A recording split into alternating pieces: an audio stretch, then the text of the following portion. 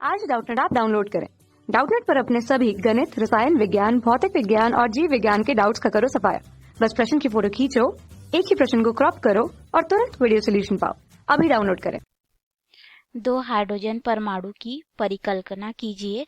प्रत्येक परमाणु का इलेक्ट्रॉन उत्तेजित अवस्था में है।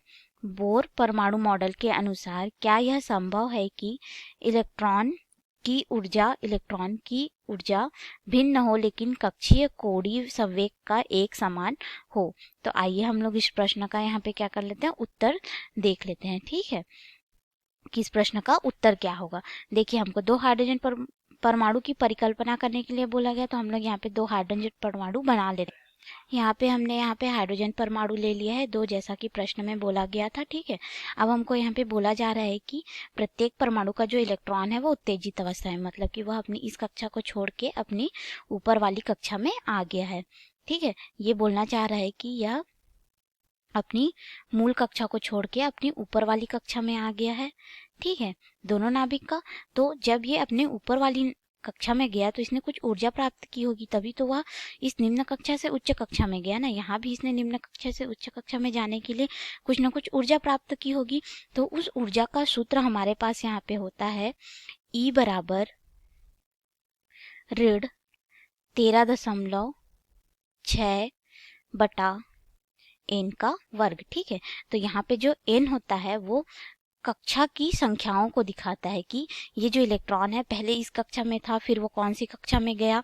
तो ये जो कक्षा की संख्याएं होती हैं उसको हम लोग n बराबर 1, 2, 3 ऐसे करके n संख्या तक ले जा सकते हैं। ठीक है, यहाँ तक हम लोग इसको क्या कर सकते हैं, ले जा सकते हैं। तो हमें यहाँ पे क्या पता चल रहा है कि जो कक्षा की ऊर्जा है वो हमको अलग अलग प्राप्त हो रही है, अलग अलग कक्षा के लिए अलग अलग ऊर्जा प्राप्त होगी। ठीक है, इसी तरह से अगर हम लोग बात करें कक्षीय कोणीय संवेग के मान की, तो हमारा जो कक्षीय कोणीय संवेग होता है वो बोर परमाणु के द्वितीय अभिग्रही में दिया गया है।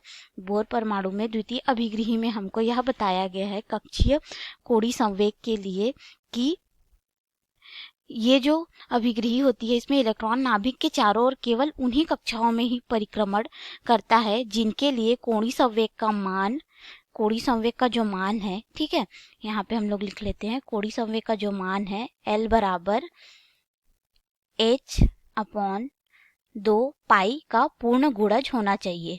और इसमें हम लोग पूर्ण गुणज के लिए n का गुणा कर देते हैं, जहाँ पे n हमको फिर से क्या दिखाएगा, कक्षाओं की संख्याओं को दिखाएगा। तो जो कोणीय संवेग का मान है वो अलग अलग कक्षाओं के लिए अलग अलग होगा। कैसे अलग अलग होगा, हम लोग इस परमाणु का जैसे उदाहरण ले तो देखो ये क्या है, नाभिक के पास है, तो यहाँ पे नाभिक के पास है तो इसकी जो कक्षा है वो इस कक्षा की तुलना में थोड़ा छोटा है। ठीक है, तो इसके लिए कोणीय संवेग का मान अलग होगा। ये नाभिक के पास है तथा यह नाभिक से दूर है, तो इसके लिए क्या होगा, कोणीय संवेग का मान जो है वो अलग होगा। तो हमारे पास यहाँ पे दो सूत्र मिला। ठीक है, एक तो ऊर्जा के लिए और एक कोणीय संवेग के लिए। इससे हमको यह पता चलता है कि जो परमाणु मॉडल है बोर का, उसके अनुसार हमको ये पता चला कि जो ऊर्जा रहती है वो हर कक्षा के लिए अलग अलग होती है, भिन्न भिन्न कक्षा के लिए अलग अलग होती है, और कोणीय संवेग का मान भी भिन्न भिन्न कक्षा के लिए अलग अलग होता है। तो हमको जो इस प्रश्न में बोला जा रहा है कि कोणीय संवेग और इसकी ऊर्जा भिन्न भिन्न हो लेकिन कोणीय संवेग का मान एक समान हो सकता है क्या, तो ऐसा संभव नहीं है।